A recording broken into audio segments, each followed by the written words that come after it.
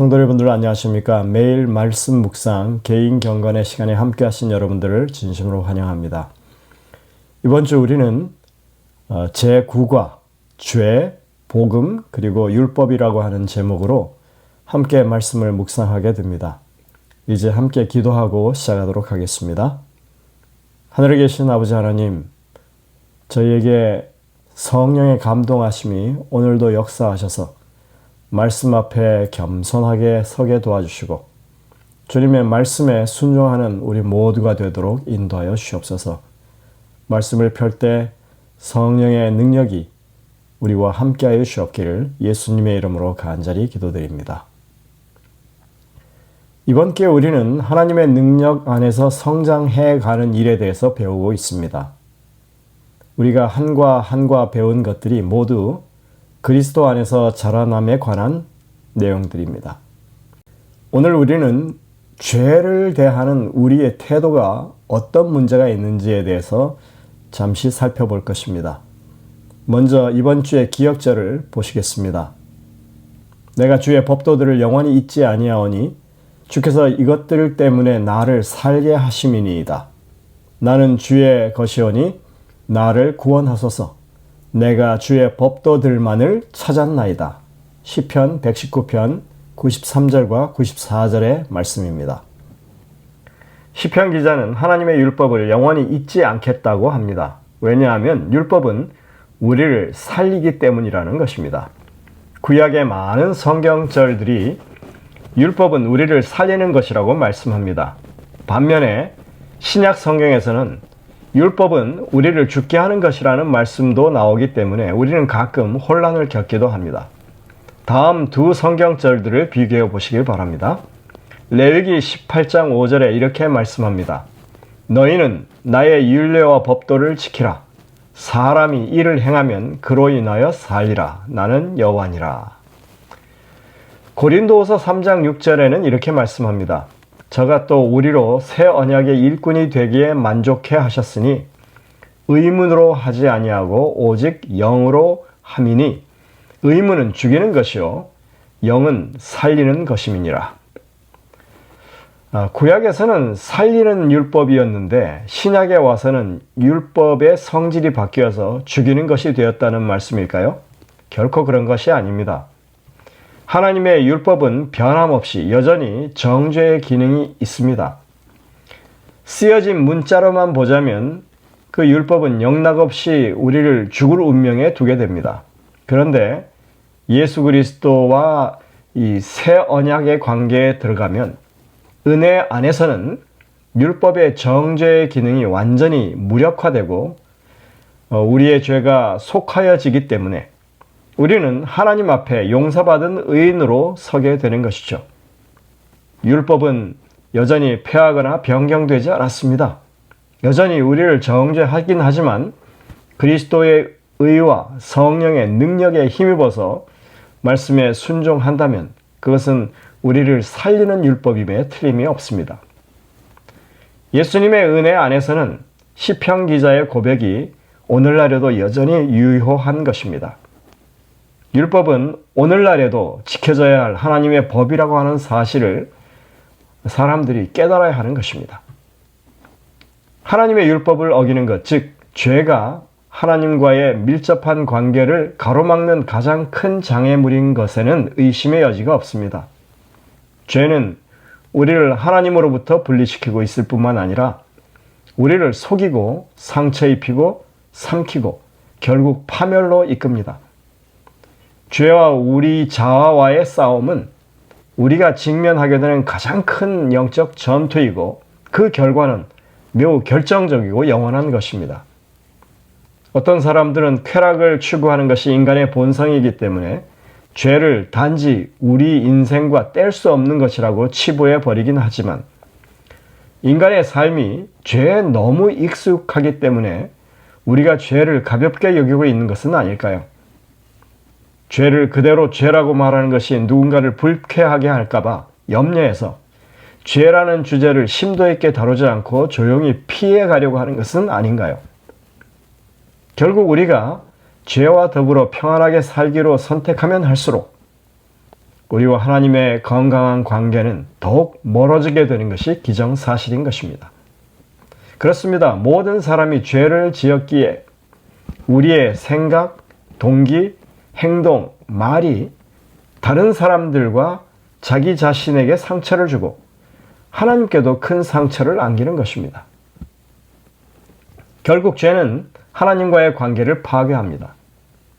하지만 하나님은 우리 삶 속에 차 있는 죄를 드러내시는 당신의 율법의 진정한 가치를 깨닫게 하시면서 우리에게 당신을 계시하시는 것입니다. 우리의 죄를 드러내시는 하나님은 우리를 정죄하고 멸망시키기 위해서 하시는 것이 아니라 도리어 우리의 죄를 용서하시고 구원하시는 하나님이시라고 하는 것을 우리가 깨닫기를 바라시는 것입니다. 이번 주는 하나님께서 우리에게 율법을 주신 이유와 누군가가 하나님의 율법을 어기고 그 결과로 죄를 지었을 때 무엇 또는 누가 하나님과의 관계를 회복하는 데 도움을 줄 수 있는지 살펴보려고 합니다. 이제 일요일 소지로 가겠습니다. 제목이 방해와 유혹입니다. 여기에서는 삼손의 경우를 들고 있습니다. 우리는 사사기 14장과 16장을 통해서 사단이 삼손을 어떻게 유혹했는지를 살펴볼 수 있습니다. 그는 분명히 특별한 목적을 위해서 하나님의 부르심을 받은 사람이었고 사명이 있었음에도 유혹에 스스로를 노출하고 굴복했음을 볼 수 있습니다. 삼손은 부모의 반대에도 불구하고 블레셋의 딥나에서 한 여자와 결혼을 합니다. 그는 그렇게 블레셋 사람들과 가까이 하면서 그들을 공격할 심산으로 그렇게 했지만 결혼잔치 자리에서 자신이 딥나에 오가면서 겪었던 일을 토대로 수수께끼를 내면서 내기를 겁니다. 이 수수께끼를 푸는 사람들에게 베어 30벌, 겉옷 30벌을 주고 풀지 못하면 블레셋 사람들이 자신에게 크게 줘야 된다고 그렇게 내기를 걸었습니다. 하지만 삼손이 낸 수수께끼를 블레셋 사람들이 풀 리가 없죠.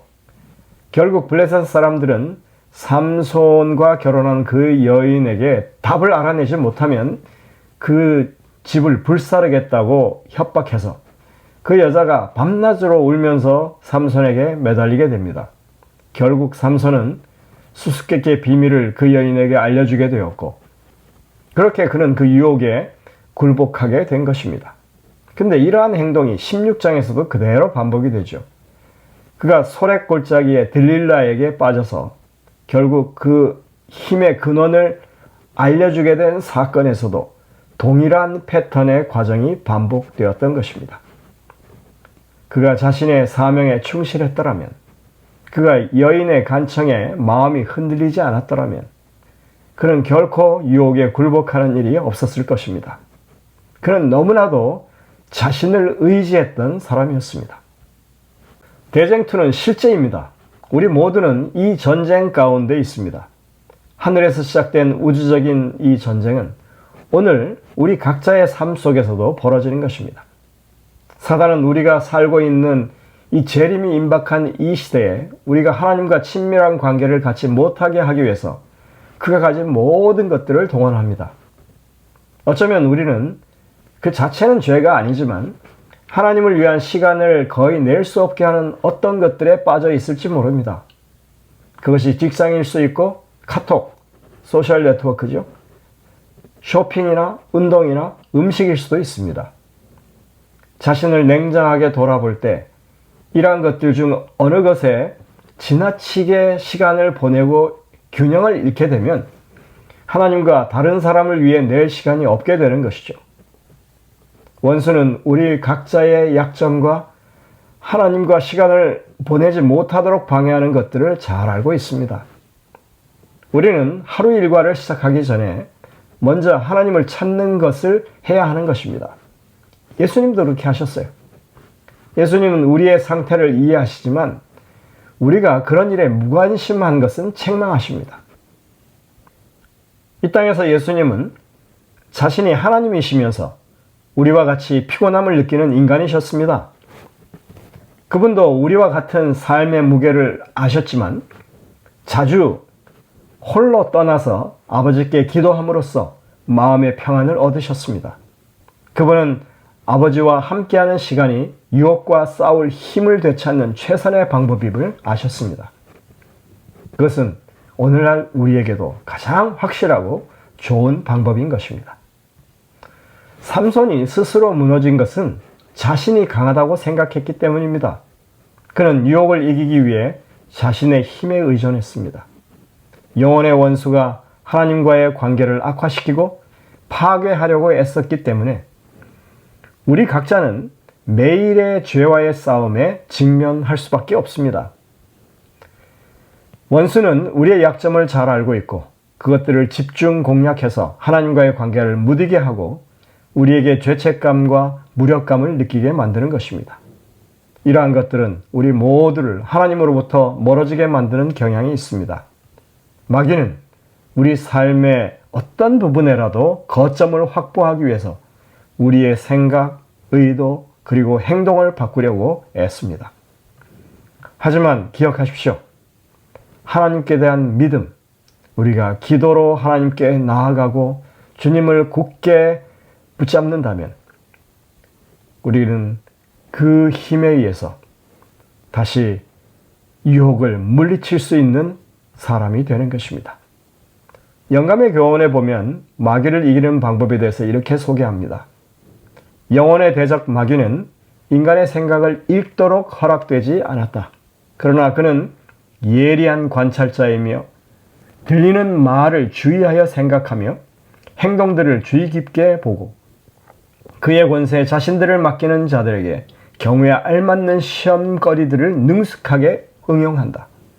만일 우리가 죄악적인 사상과 감정을 억제하고 그것을 말과 행동으로 나타내지 않는다면 사탄은 경우에 알맞는 그럴듯한 시험거리들을 준비할 수 없기 때문에 패배하고 말 것이다. 가래 뽑은 기별 1권 122쪽입니다. 그렇죠. 우리가 죄악적인 생각과 감정을 가지고 있다면 우리는 결국 그것을 말과 행동으로 드러내게 될 것이고 그렇지 않다면 우리는 사단의 유혹거리를 주지 않는 그런 삶을 살게 될 것이라고 말합니다. 여러분들 정말 하나님의 도우심이 필요한 상황 가운데 우리가 서 있습니다. 우리가 열심히 기도하고 하나님의 능력을 의지하는 것입니다. 또 우리의 주된 관심사가 영적인 사물에 관한 것이라면 우리는 또한 사단의 유혹을 물리칠 수 있다고 하는 말이 되는 것입니다. 우리가 그러한 삶을 살도록 하나님 앞에 겸손히 나아가게 되시기를 간절히 바랍니다. 기도하시겠습니다. 하늘에 계신 아버지 하나님, 사단은 최선을 다해서 우리를 공략합니다. 그것을 잊지 않도록 도와주시고 우리도 최선을 다해서 하나님께 나아가고 말씀에 순종하는 하나님의 백성 되게 인도하여 주셔서 유혹에 쉽게 넘어지지 않는 그런 하나님의 백성들 되게 이끌어 주시옵기를 예수님의 이름으로 간절히 기도드립니다. 아멘.